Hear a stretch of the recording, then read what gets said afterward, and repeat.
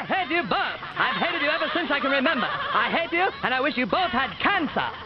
Cancer? Yes, in the head.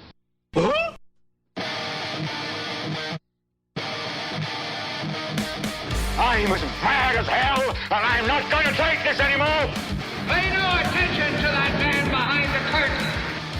Are you telling me you built a time machine out of a DeLorean? This is the Stupid Cancer Show. Uh-oh. Sounds like somebody's got a case of the Mondays.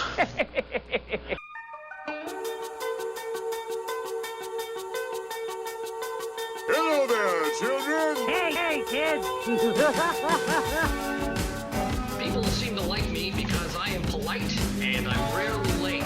Don't worry, I got an idea. And now, the host of the Stupid Cancer Show, Matthew Zach. Not that there's anything wrong with that. Because he has a lot of chutzpah. All right.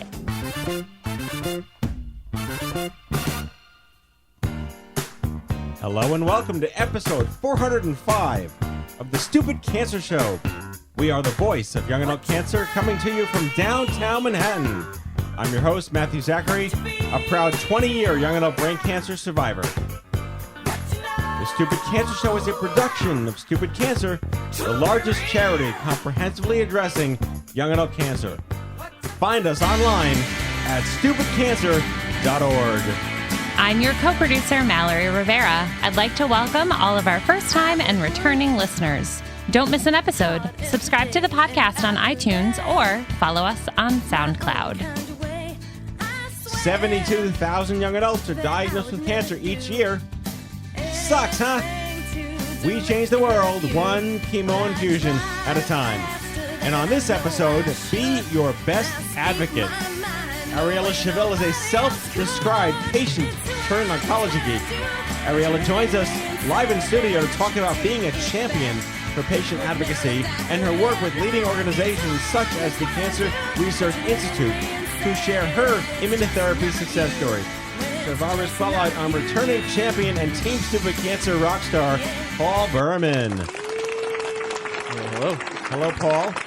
How's it going? Hello, Ariella. Hello there. I love having live in-studio guests. It's a full house. And Yay. it's hot in the studio. Very hot. Toasty. Yes, it gets toasty. Who would have thought not having windows in a studio would have been a problem ever? Well, Something about the air circulation. yeah. What is that? No one needs Yeah. that. Hence why this room was free with no rent for 3 years. All right. Just Cheap think. radio sounds Yeah. good. Fair enough. But yet, here we are, and it's exciting. It's December. It is simply having a It's wonderful the Christmas most time. wonderful time of the year. Yes, it is. Very exciting. Very There be exciting. holiday magic in the air. I know. And Unless yet you go near Christmas- Trump Tower. Oh, we God. won't get into that. Hey. Ooh, too soon. Oh, that gets one of these. And one of these. And one of these.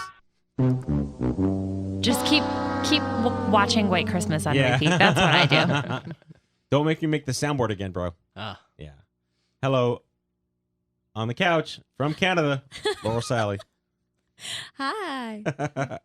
I got the comfy spot tonight. You did get the comfy spot. And Noel Wimmer, surprise hello. surprise presence while, here. yeah. Yeah. How you been? I've been doing well. Good. Thank you. That's all I care about. So we have a great show on patient advocacy, and Paul has a wonderful story turned patient advocate, and Ariella, whom I just met at the Washington Post live epic thing that happened in D.C. last week. We literally met like first date at the Washington Post. I was quite enamored by not just your story, but your poise and how you've channeled your nerddom into real cancer advocacy. And it's exciting that we align on so many different things that are a little nerdy in the geek world of cancer that kind of take the humanity out of it a little bit, but we forgive ourselves because, we were trying to help people. But we want to talk about, real things that really happened. And, from a Washington Post event perspective, did you guys watch it? Asking the staff and Paul. I have not had a chance to watch it yet. Okay. It's been on my list to watch. Well, we sort of had this big thing coming up this week. Well, yeah, I mean, we could that whole CancerCon launch tomorrow. Yeah, that's small a beans, big deal. small beans. We'll forgive you. So as soon as the launch is up, it's on my queue to watch. No, I mean our I'll segment. jump on that train also. I felt like our segment went like it took like 5 minutes, but it really is like 34 minutes of real people talking, and it was good. I like how you specify real people. Like there are real They're not folks out there. androids. This They was are real thoughts, real people. Well, beating no hearts. androids. No, but we were talking You'd be about surprised. this. You're right. I should not have said real people. But we were just commenting how the panels that led up to the afternoon session were very academic, very clinical, very business, and very dispassionate for the actual people. So again, like that's okay because their end game is the same as our end game. But to hear it spoken, there were a lot of reporters in the room, a lot of I think some public was invited to come in. Largely a big media event. There were some staffers on the Hill and interns that came. I think we had one Republican senator or congressman on one of the panels in the morning from Jersey, right? He was from Jersey. Yeah, and then we also had Marsha Blackburn over, and then we also had Debbie Wasserman. And Debbie Schultz. Wasserman Schultz was that there. was Yes, awesome. yeah. To see them both there, and then see the other folks. Right. So they were able to weave science with policy, and yes, clearly things went political because the uncertainties that are happening for next year. But everything was really level set around unifying that we're in a really interesting space science-wise for the first time in decades. That the burden of proof now falls on the industry to make sure that people who get sick are navigated to these magic elf Star Wars technology things. Maybe Star Trek, not Star Wars. No lightsabers, but maybe phasers. Not yet. Yeah. We'll get there next. Yeah. But again, it was a phenomenal event. They got, tens of thousands of media impressions. I think probably 140 LinkedIn requests on like that Not next too day. shabby. I mean, considering I was on a red eye that morning and I got to the building at 6 a.m. and I just hung out in the lobby till like 7:30. Yeah, it was privileged to be there, but I'm really happy they chose to have the counterpoint to kind of button up the end there with real voices. I can say too, following along on Twitter, people were really excited when they were calling it like the survivor panel. And they were like, we're so excited to hear their voices as well. Because I think sometimes when it is so scientific, there's so much like science jargon to it.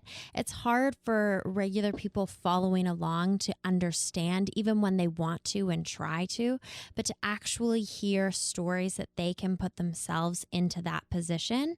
I think that was the feedback that we were getting on Twitter. A lot of people tagging us being like, we're so thankful that these voices are up there as well, to kind of, like you were saying, Matt, to kind of really like round out the story, to look at not just the science or medical side of it, but to really hear from the people who have been through it. Right. One of the things I love about CancerCon and OMG also, just to bring that full circle, because, we have those panels there that are constantly about survivors telling their stories and survivors talking about things they've had to deal with and things that they have had to go through in order to get themselves the right treatment or to get themselves back to normal and get themselves back to their lives. And, so often I hear that's the best feedback that I get about. Thank God that we had that session. That was so helpful for me. Like, I'm going through so much right now, and just hearing everyone else's stories was such a, breakthrough for me in order to be able to keep me going and to keep me moving forward and realize what I have to do to move on with my life and start getting my life back together. Well, I mean, storytelling is currency, and we were that. So, and also, but content is currency too. So the first part was the content of what the science and research and data shows, but the humanity, which was followed by Fran Drescher and Taboo from Black Eyed Peas, who totally co-opted his session about the Dakota Pipeline, which kind of threw everyone for a loop when they were there. But it was really meaningful, and we got our picture with Fran. As we wanted. Yes, we wanted number to. one goal. Yeah, and I posted on social that I met Fran 13 years ago, so we are now a full bar mitzvah age larger than we were in 20. Yeah, so the AB of that one. I know, right? Yeah. Yeah, so I mean, she looks great. She's still telling an amazing story. She's really made a difference in. She does a lot of urban and inner city education. She has something called the Fran Vans, which go around and talk to communities around the country. Like, it's really good stuff that she's put together. Absolutely. It's just the way she connects with people. She feels like you really are, her number one focus. She wants to learn about you and how she can help you, which Right. is incredible. And it's wonderful she's putting that out into the world. So props to the Washington Post for choosing to have one of their WashPo live events focus on this. One of the most intriguing tweets that came out of it was around how this is a welcoming narrative chasing cancer instead of curing cancer, and that there was a lot of pickup from this one guy that tweeted like it was very refreshing to see that we're not chasing the cure anymore, but we're trying to chase the life of what that means. So big again, difference. they rounded it out. They did everything right, and it was wonderful. I hope they do it again. Fingers crossed. Yeah, fingers crossed. Exactly. Talking to you, Washington Post. Yeah. So speaking of CancerCon, which is our international convention, it's happening. It is Look happening. how Mallory perks right up. Yeah. It's going on. It's all in the works. So we don't timestamp our podcasts, but as of this recording, we are launching tomorrow. And so as you listen to this podcast, it will be open registration. Well, depending on how early you listen. That's true. That is true. That is true. CancerCon 2017 is our 20th conference in the 10 years of stupid cancer. Wow. And we did the math, and it was real, not math facts. This is legitimately the 20th conference we've done since 2008, when it was born as the OMG Cancer Summit for Young Adults in Times Square at the Marriott Marquis. And 225 young adults showed up out of nowhere with no marketing to a day conference, and everything changed in May of 2008. And here we are, all these years later, and as the largest event. There's new language that I'm really excited about. It's like the most impactful, the most exciting patient event in the world. Hey, you forgot the echo on your voice for that. The world domination, the most visible and influential event of its kind for millennial health and the young adult cancer movement. Exactly. And we are going to have a full-time PR agency next year working with us on optics and public relations, and Laurel's going to work on storytelling. We have a whole photojournalistic component that's going to be launching next year to drive registration and exhibiting and our nonprofit partners and the academic research that goes on. Ariella, for your records, CancerCon is the first academically evidence-based event in oncology. Now I'm excited. Outside of the clinic, we were able to prove over 2 years pre and post study that simply by attending the conference improves patient outcomes on certain psychosocial markers. Fantastic. Yeah. It's a humble brag. Then add in all the fun stuff. So it's a really big deal. And Paul, you're here. We're going to tell your story in a minute, but you came 2011 was your first one. Yep. And I think we hit 450 that year here in the city. It was very crowded. Yeah, with those it was and not everything. a small event for sure. No, it was not a small event. Or but maybe it was just a small space and it seemed like a very big event. But that was the year of the tsunami and the boat cruise, which we're never doing again. Well, it's a story, though. It is a story. The boat cruise, yes. Kenny in his plastic bag trying to weather the storm. Well, in 2009, the Bare Naked Ladies gave a concert for the OMG Summit for like 185 or 200 people there. And the Bare Naked Ladies do a cruise every year. It's just that the band goes on a cruise with all their fans, and they just do. So I was talking to Kevin from the band about like, could we do a cancer-tastic cruise with the Bare Naked Ladies? And it didn't work out, but we still wanted to do a cancer-tastic cruise to nowhere. So we chartered the yacht out of the harbor, but it was like a hurricane tsunami that just struck the city. What? And we weathered the storm, literally. But at the very least, Yeah, the you yacht went did. out. Everyone who still wanted to get there got there, and there was plenty of free booze. That's what counts. Yeah. I mean, there are very few people who were there these days that remember it and remember it well. They It's do. etched in my memory. Yes, it is. It is. But yeah, so what do we have in store for CancerCon this spring, Mal? We have some pretty exciting stuff. We have some new sessions this year. We're bringing back some of our really great content in some of our other breakouts. We have some new social events and tours.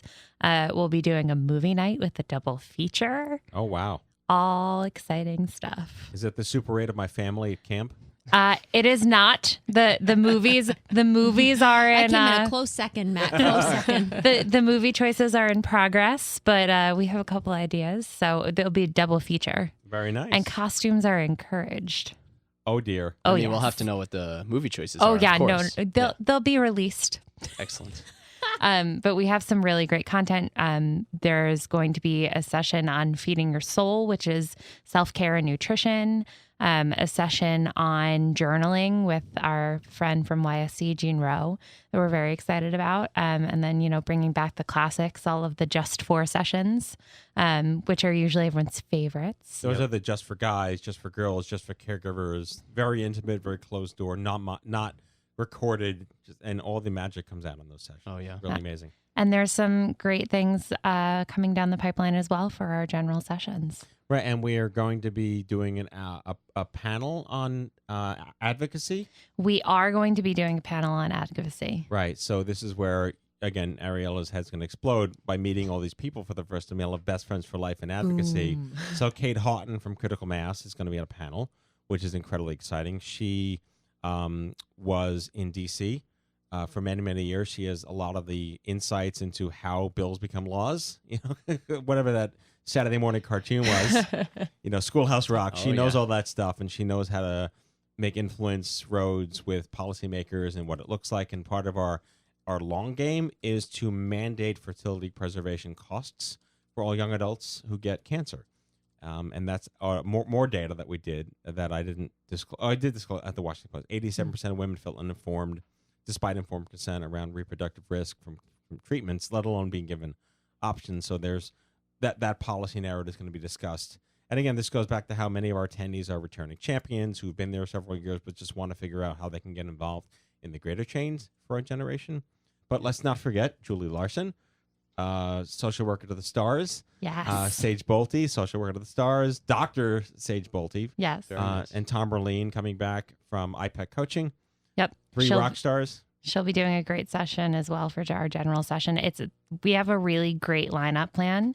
And what's really exciting is for last time, for the first year, we did 90-minute sessions, and we had one 90-minute breakout session. This year, we will have 2 90-minute breakout sessions.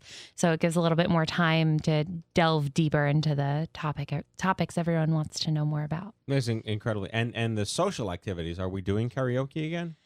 We will be having another night at the Hard Rock. There may or may not be karaoke, and I may or may not be advocating for karaoke big time. Karaoke that was good and times. Pub trivia, as always, must be staples. Oh, we are not doing pub trivia this year. We're mixing it up a little bit. We will be doing the movie night instead of pub trivia. Melinda Hood might be devastated. We'll break it to her easily. but there'll be costumes. Okay. I mean, costumes. But it goes beyond. I mean, I always hearkened OMG back in the day to college, where you go to college, and if you learn, it's nice, but it's the community that helps you grow up and become yourself, and that's really CancerCon. And people actually do learn and take away amazing things by going to it over 3.5 days, but it is the community that truly changes your life. And I'm Paul, you've been going for many years. For that one. Yeah. But I mean, you're a returning champion. So can you talk to us about what it was like to go the first time, and now you're coming for like the 6th time? Yeah, I have to count on my fingers for a second. I did the math right. I think I did the math right. That's about right. Well, if you throw in some of the OMG East, but So back when I first started, it was the OMG conferences here in New York, and then the ones in Las Vegas, and for the first while, it was a little overwhelming, as I imagine most first-timers would feel, just getting thrust into a whole group of people where they don't know anyone, and they have this condition or diagnosis that they're potentially awkward about talking about because they feel like no one else around them is really getting them, or they don't really know themselves what they're fully dealing with, and they just have enough dealing with it on their own, and they don't really think they want to hear anyone else talk about their issues, or no one else is going to help you with your problem, right? But when I went there for the first time, I was kind of in that mindset also. I'm like, but let's try it out. Let's see how it goes. But you were also like fresh meat right out of the grist mill, right? You were just I was still in treatment, actually, or maybe I was just right out of treatment because I had just finished my radiation, I think, right when OMG 2011 happened that year. That was April of 11. So it was, didn't know what to expect. Didn't even know I'd be able to go out in a whole big crowd of people. But I made it out there. I got to go to all the different sessions about how to navigate through costs and different life issues, and how to talk to partners and friends and date with a cancer diagnosis and all that stuff. Dating's a problem with cancer when you're not 80? Yeah, who would have thought that? Doctors don't tell you that. No one actually discusses that stuff. Like when I had the diagnosis, no one was worried about that. No one cared about whether I would bank sperm or not. Right. It would be about, you need to get your chemo tomorrow. I'm like, well, hold on a second. I would like to know if that's prudent. So you had Hodgkin's lymphoma. That's right. So we talk about how all this talk about prevention, early detection, risk management. You can't do that with blood cancers. Well, certainly not the way it was described to me. Especially, I had a very bulky form of Hodgkin's, so I was diagnosed with type 2BX, which is the badass mofo of type 2B. Not the good cancer, quote unquote. Yeah. Not like your melanoma, like you called the tiny little thing on your head that you got removed. Yep. Sorry to any melanoma Thanks survivors. for the trigger, by the way. It's your unicorn horn. It is my unicorn horn, yeah. But no, so I had the really bulky Hodgkin's that was wrapped around my heart. It was like 10 inches long, and they basically said, you need to get chemo tomorrow. You don't have time to wait or think about it. Like you could die. So, once you let that sink in for a second, well, what are your options really? So you have to hope that your doctor is thinking about the rest of your life, not just surviving the short term.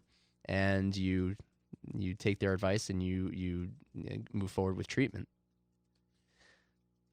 Well said. And Ariella, you also blood cancer. Yes, indeed. Also Hodgkin's. Was a 2A, I believe, initially, and then we went. You're like neighbors, 2A and 2B on the same floor.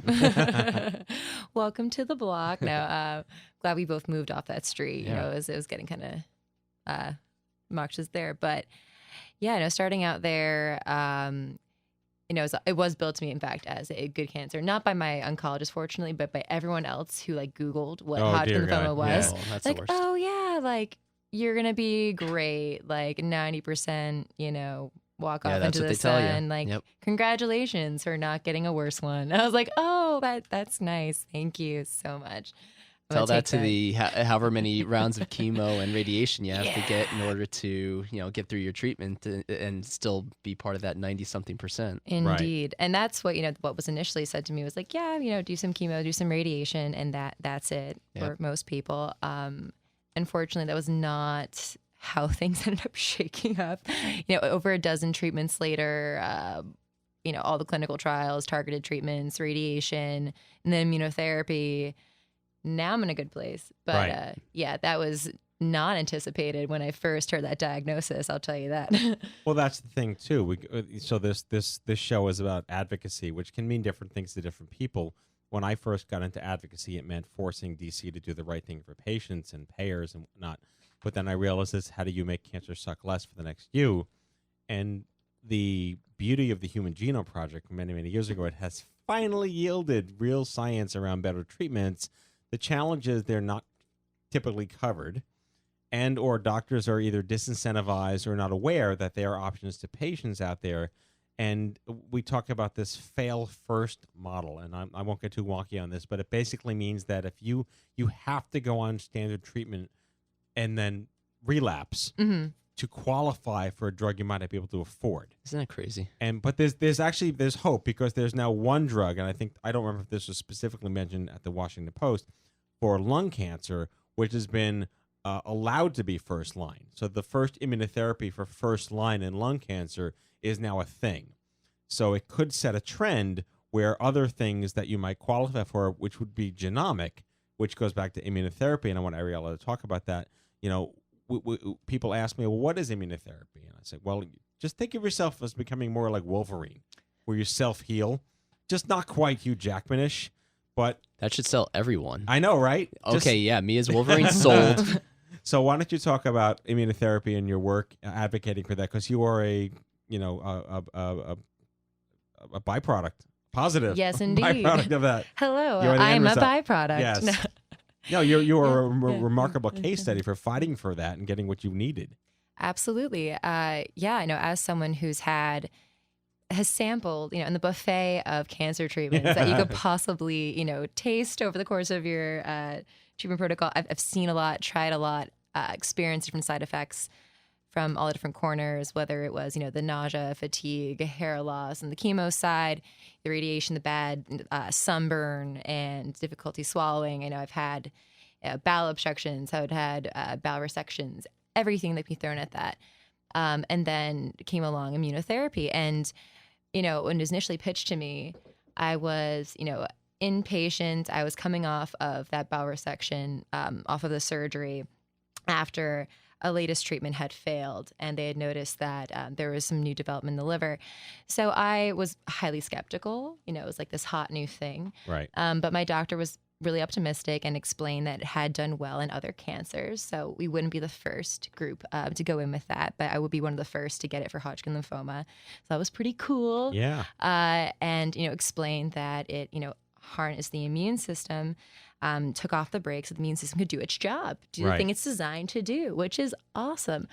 So getting into that and realizing that I wouldn't have the same side effects that I was so used to with chemo. I was used to feeling terrible all the time and not wanting to get out of bed, not being able to, live my day to day. That was incredible. And again, my skepticism going into this, I was just waiting for the next shoe to drop. I'm like, when am I going to feel sick? When am I going to have this never-ending fatigue? When am I going to throw up my lunch? But that's just people that live in Brooklyn anyway. That's true. That is what we're used to. If you don't live in that bubble. I thought that was more Staten Island. Yeah, Staten Island, right. So it felt one and the same. But yeah, I was just surprised, I guess, shocked more like it, that I felt as good as I did. And I very cautiously, stepped out of my comfort zone, got back in the game, started working, started part-time. I was commuting into the city from my parents' house. I know. Getting off the train by myself and not feeling like I was going to pass out was crazy. Walking up those steps. Oh, yeah. Oh, my God. The stairs. Horrible. Forget about it. Walking down the street, it just, with the, heavy bag and everything. And being able to do that was crazy. And redefining that independence, I think, was the biggest thing for me. Right. Being able to go off on my own, start to make money on my own, become financially independent, socially independent. All those things were, huge milestones for me that immunotherapy allowed me to have, because I was able to start working, start making money, start being paid for my brain again. Right. Which is what I really wanted to do. Yes. I was like, let me think and let me go out there. Get an apartment, do all the young adult things. So by comparison, Paul, you had standard of care, right? ABVD. Yeah. Yeah, and the Red Death. I had the easy cancer, apparently. Well, yeah, right. You had 2B, not 2A. Yeah. No, my treatment was luckily for me, I guess, a lot less. It was a lot more by the book. So it was the ABVD, six cycles, and just a little bit thrown in radiation, and done. Just for fun. Yeah, why not? Why not? Because, I know the cancer's gone, but we're not really sure it's gone. Yeah. So we want to really be sure. So let's give you some extra long-term effects, right? So, so now I have massive heartburn and God knows what else to my geo, what do you call it? Gastrointestinal? Gastrointestinal tract. So. Well, we also talked about that on the panel too, is the late effects and the side effects, and immunotherapy presents potentially less side effects because it's more tailored to you. But I want to go back to use an expression that it's the wonky expression. It's a good one. Take the brakes off. And they spent an entire panel talking about what taking the brakes off your immune system means. Can you articulate in the layperson terms? Because we can say it in the layperson terms. Yeah, I know that was when it was initially explained to me, and then I would have my physician repeat this back to me multiple times. It still just didn't make sense. So cancer cells can evade immune detection. They have this ability to say, hey, we're not here. Don't bother me. Go to sleep. Take a nap.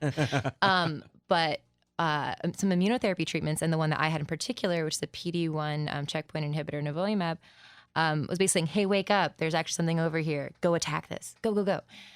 So letting the cells do the things they're meant to do, which is destroy cancer cells. So waking them up and sending them out on the attack. They go and do that as they're supposed to do and keeps things in check. Of course, there is a potential for, other potential side effects that you wouldn't see with other treatments. But I was very fortunate that my side effects were minimal. And again, I'm here living, breathing out in the world, living a normal life because of that. So we talk about clinical trials as the end game here, because the more people that go on them, the better the data and the science. But when we're talking about a targeted therapy that is based on almost an N of one decision on your genes, where do double-blind studies come in to that? And that's another FDA questionable thing on how do we get people the right treatments if we don't have enough volume of patients to compare and contrast. So do you have any thoughts on that? I mean, that's super wonky, but it's a huge discussion in our sector. No, I agree. And I think there's certainly demand for these clinical trials and for these targeted treatments, and driving access to patients and giving them the information that they need to make an informed decision makes a lot of sense. Especially, when we start to improve diagnostics and figure out better ways to match patients to trials. For a lot of the trials that I went on, it was very much this is what we have available. It may work, it may not work. It seems to be like over time we'll be able to develop, better indicators to suggest, okay, we have a much higher probability this will work for you. Here you go. Try this on the buffet of treatments. This is the right one for you. This is the best possible match, instead of kind of going in blind. So if you can get more folks aligned with those trials, make people excited and make it easier for them to get on, I would say that one of the key things also when you're talking about, getting more folks involved in trials is, how to sign up. Like how do you literally go and say, hey, I want to be on this trial? A lot of people are directed to clinicaltrials.gov, which is a great resource, but it's overwhelming. It is. It's a dumpster fire, basically. Yeah, it is out of control. Like, you can read, one sentence and be like, I don't know what half of those words mean. Right. What does this mean for me? So there's definitely a big opportunity there to have more clarifying resources, having it more easily to digest for patients, for folks that have chemo brain at that exact moment, even if they are, have a PhD at, in biology. If you are in the fatigue state you might be with as a cancer patient, clinicaltrials.gov was going to give you a giant headache. Right. So it is its own comorbidity. Yeah.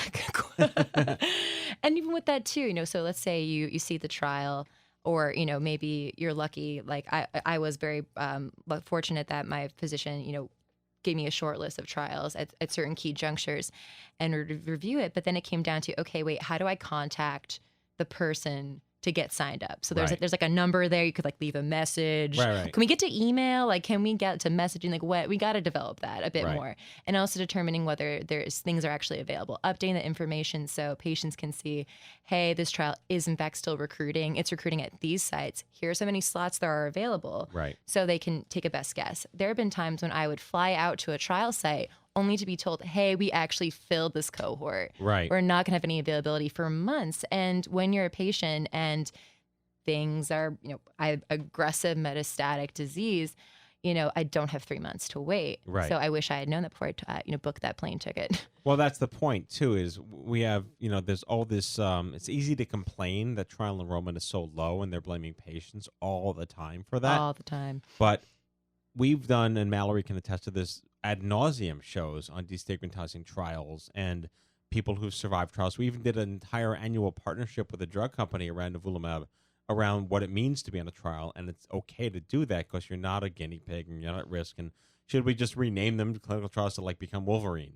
Those types of conversations. That would work for me. But we have data, again, part of our research that one of our board members did with me, that 70% of patients who express interest in a trial that they match to never gain access to that trial for many of the reasons that you described from your experience, but also, just so the wonky way to say it is cholesterol in the value chain. But what that means is people fuck up, and and it's human error, and you can't account for transition and transients and the site center changing or not being told the trial's over, or they moved, or the person in charge of it quit or got fired, HR issues.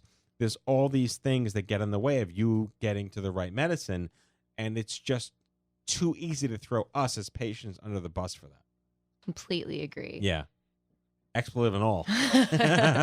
By the way, we're not FDA, FCC, anything on this show. So okay, that's awesome. What the hell you want?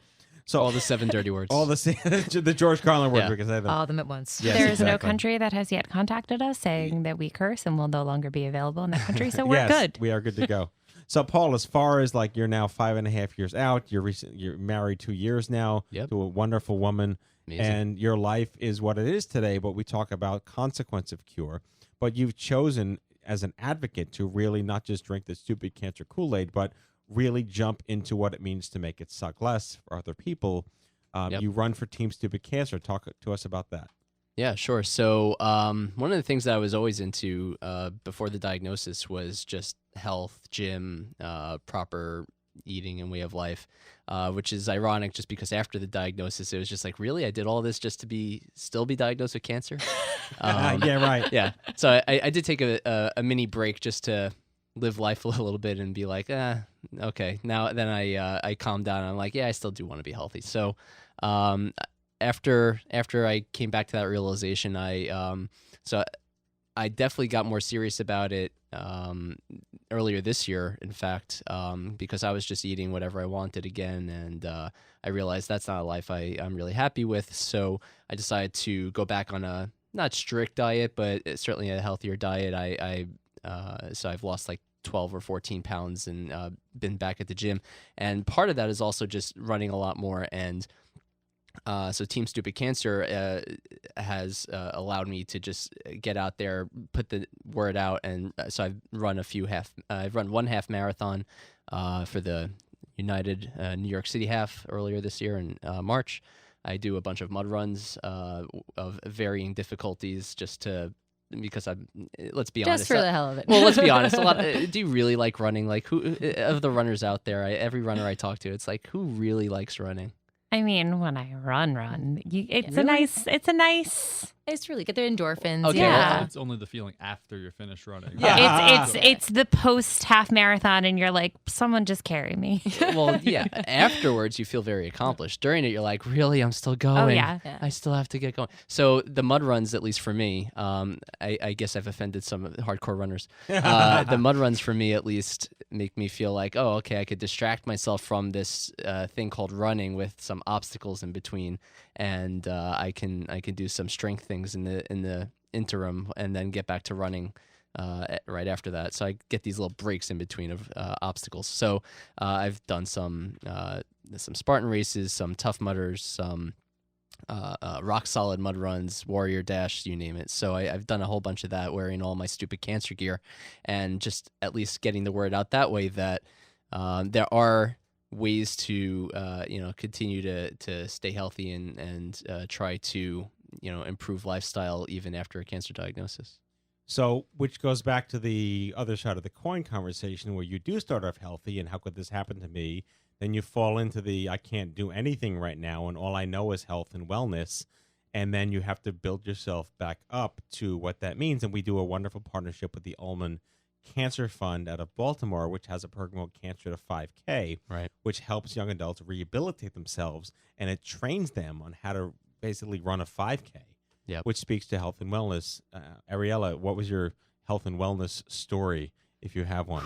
Oh, yeah. So I also was an active runner, prior to the cancer diagnosis. And did you enjoy running? I really loved sprinting. I did 200, sometimes 400 relay if I was like really pushing. I was big hurdler, actually. That was my favorite, like doing 55. So again, not full running. Full running. I'm just I like the playing jumping. around now. Okay.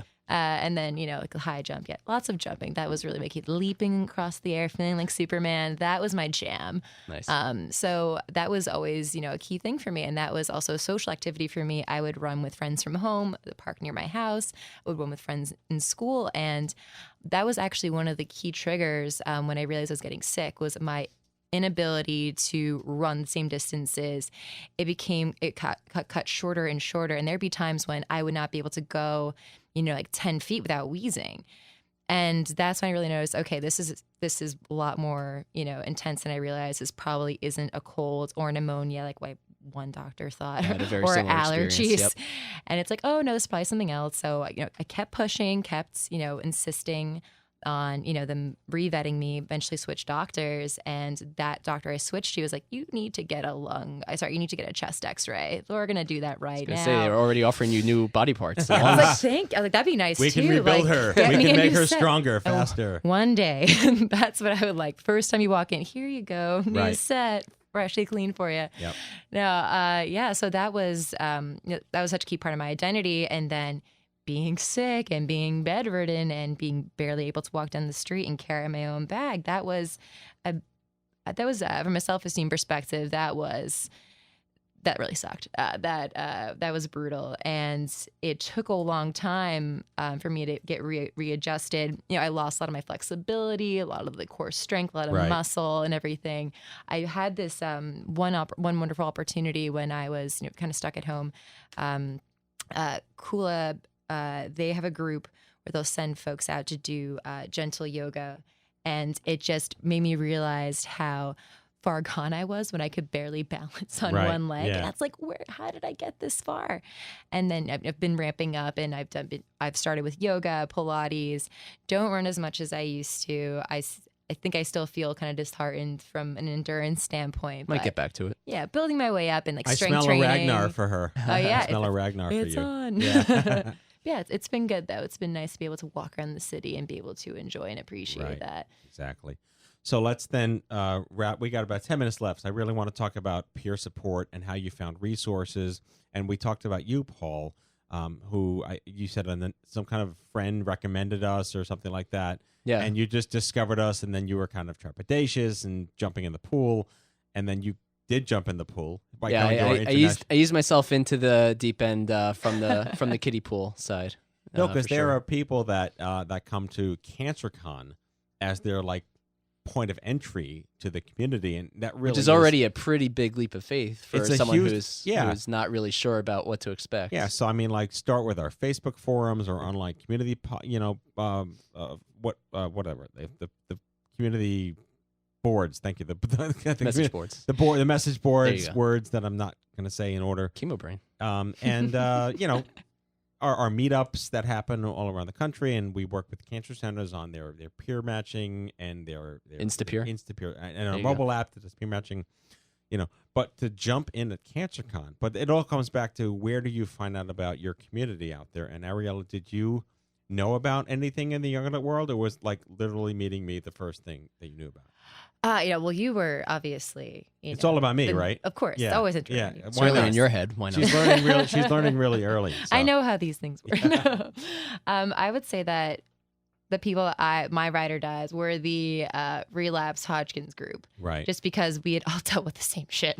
That was, it was a non-judgmental space where we could share all the intimate details of our lives. And that was really difficult for me, because I'm typically a pretty, not shy person, but I was less inclined to share the nitty gritty of all my organs and their inner workings with the rest of the world. So it was great to have a place where I could ask questions, even the questions that I thought would be too quote unquote dumb or silly to ask my physician. I could, kind of initially pitch it to this group of, highly receptive people, and they had tons of suggestions for me.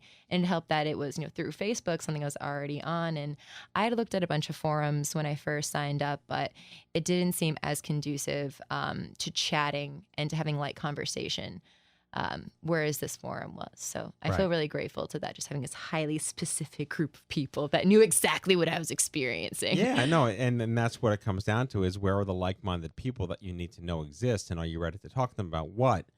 I tell the story of my first engagement in peer matching, and I went to Gilda's Club here in the city, and they do great work. Gilda's Club is awesome. But when I went, I was the only person in the room that was under the age of 70, and it was very uncomfortable. They didn't have young adult programs 20 years ago, but it was very threatening, and they made you fill out this really big form about what you're going through, and I didn't really care to do that, because I'm just worried about, am I going to be live in 6 months? And so I never went back. I just started the charity 10 years later. But it really comes down to, what do you have the right to be made aware of? And when can you make a better decision on what's best for you? Which was the entire thread of our panel session at the Washington Post. Do you feel like any decisions for both of you were made for you? And later on, it would have been nice to know that you could have had better decision-making opportunities. Yeah, absolutely. I mean, from my side, certainly in terms of my fertility options and just overall quality of life type decisions. Because again, for my diagnosis, because of how bulky it was, I guess my doctor was just, okay, life first, quality later, which is not the right approach at all. And No. I think now with stuff that you've been doing, Matt, we've started to get the dialogue going about, okay, they're both very important. You have to talk both at the same time. It can't be one or the other. But back then, and I say back then, even just 5.5 years ago, I think that wasn't on the radar of all the young adult oncologists for whatever young adult oncology was back then. So fertility-wise for me, I definitely didn't have a lot of options with what my decisions were going to be at that point. It was just, you have to get treated. And then afterwards, oh, by the way, yeah, you should still be okay fertility-wise, and you should still be fine with long-term effects. It's not going to be anything major, I think. So I wish there would have been people or resources or time that I could have consulted with at that point, but luckily we went through with everything, and so far so good. And your story? I would say for the most part, I got really lucky with the the care team that I had at my initial institution. But I will say, when I started going off into being my own clinical trial consultant, certain things happen at certain trial sites that, had I had more time or less of a sense of urgency, I would not have agreed to. One example was one institution I went to visit, which I ultimately did not pursue a trial at. They demanded a liver biopsy. I was there by myself. I had flown out. I thought it was going to be, just one overnight trip. But again, being desperate, if an institution, a certain level of gravitas tells me we need a liver biopsy from you in order to move forward, potentially save your life, we need you to stay overnight. So book another hotel room. You're going to be here alone. Let's get cracking. Let's cut open that liver. I did what I was told. Right. And because at that point, everyone always thinks that the doctors know what's best for you, and why not listen to your doctor? Exactly. Right. And just being alone and terrified, it seemed like the right thing to do. So when I came to the table, and I remember that was one of the scariest moments, being like thousands of miles away from home, maybe hundreds. It was far away from home. Going under the knife and, being in a hospital bed and having to be watched because they're worried I might bleed out in a hotel room. That was terrifying. But I will say that there were other moments where I had to make difficult decisions, and it was ultimately my decision, and that was almost scarier. Because Yeah. who am I to make a choice? And that's why I think having access to better resources and having access to some of the early stage research from patients, or educating them on how to vet trials and how to vet treatments, I would have loved that. And a lot of it was very much learn as I went. One time I made a treatment decision in large part to the fact that one was available sooner than the other, maybe by a couple months.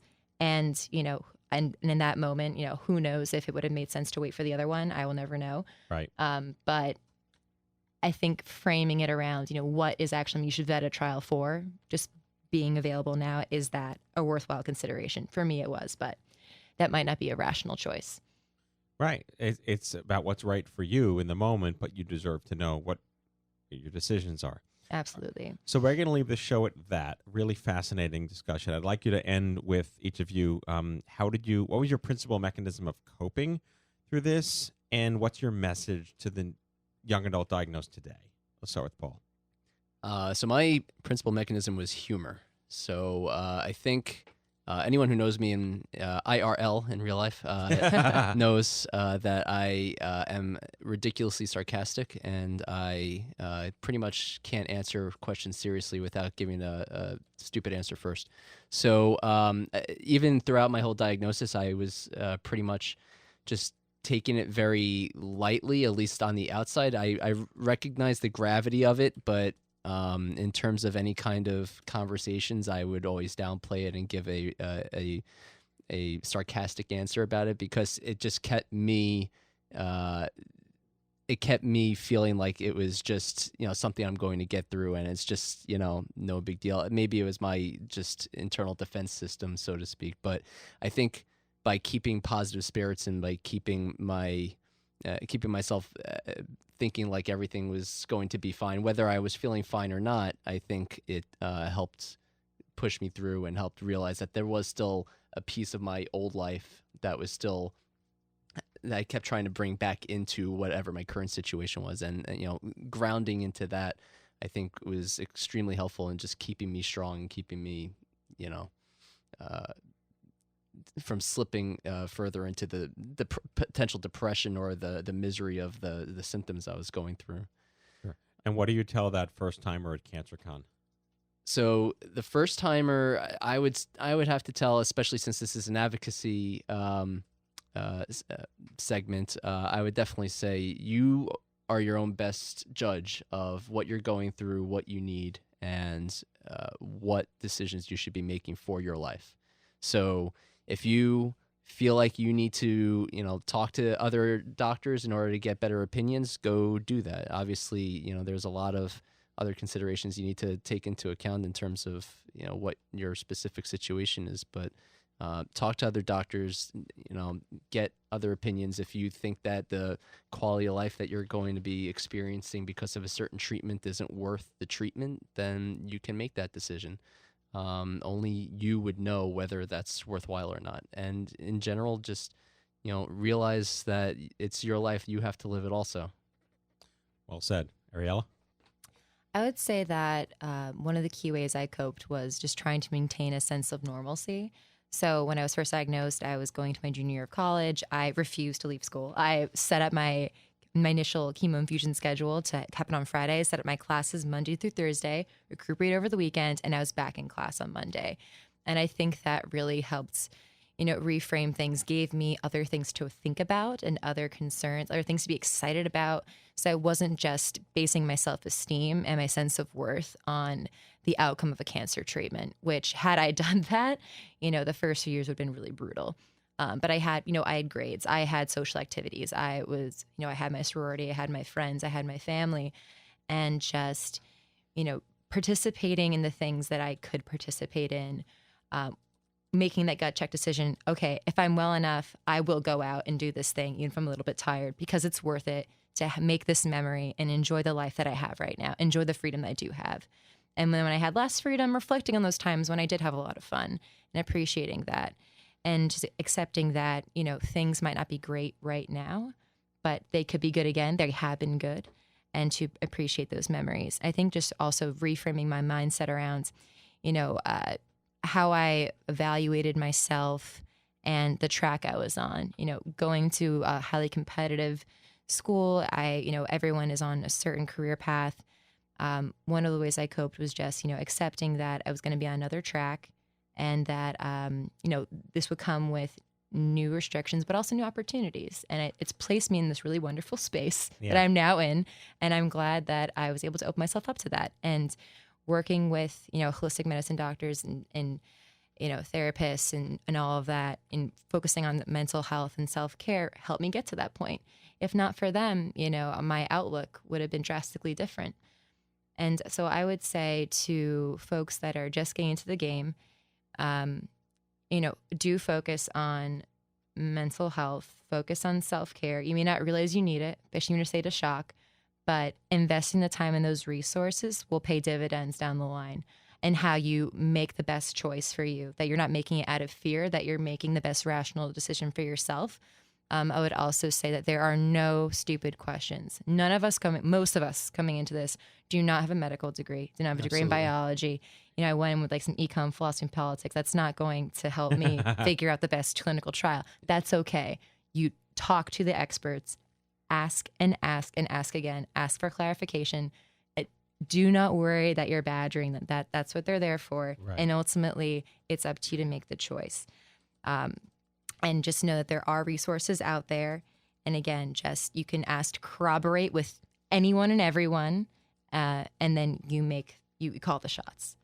You have the best Twitter handle I've ever seen. You are online at Cruella _Chivil. Cruella Chivil. Yeah, exactly. Cruella Chivil. Paul, you're on Twitter? I try. I am on Twitter, but you will never be able to figure out my Twitter handle. It's got to be something with sports. No, you Running would think that, something. but no, it was a throwback to back in the day when you would throw letters and numbers together because it formed sort of words in Leet. Like Leet speak? Yes. Oh, you're such a nerd. Thank Noobs. you. All of us. Yeah. So BOW13R84 at Twitter. Oh dear God. Yeah. Don't even try to find me. All right. Well, Paul Berman and Ariella Chivil, thank you for an exciting and engaging roundtable on advocacy. You guys get your own round of special applause. Yay! Glad I could come back from that earlier comment. Come a long way in this. Yeah, really. All right, Mal, are we ready for our closing sequence? Let's do this. All right. Prepare to activate. I hear there's rumors on the internets. You ever seen a grown man naked? And so, to all of you, a fond farewell. Hooray, I'm helping. You are a meathead. Oh, Magoo, you've done it again. That was so terrible, I think you gave me cancer. That's our show, the 405th episode of The Stupid Cancer Show. Join our community on Facebook, Twitter, and Instagram. Or check out our awesome products in the Stupid Cancer store. You can even learn how to host your own meetup. Consider running for the Team Stupid Cancer. And of course, subscribe to this podcast, all online at stupidcancer.org. Again, thank you, Paul Berman and Ariella Chivil.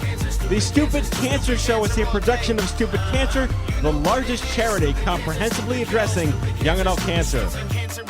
Coming to you from downtown Manhattan, on behalf of my whole team here at the Stupid Cancer Show, we hope you had as much fun as we did poking a stick at Stupid Cancer.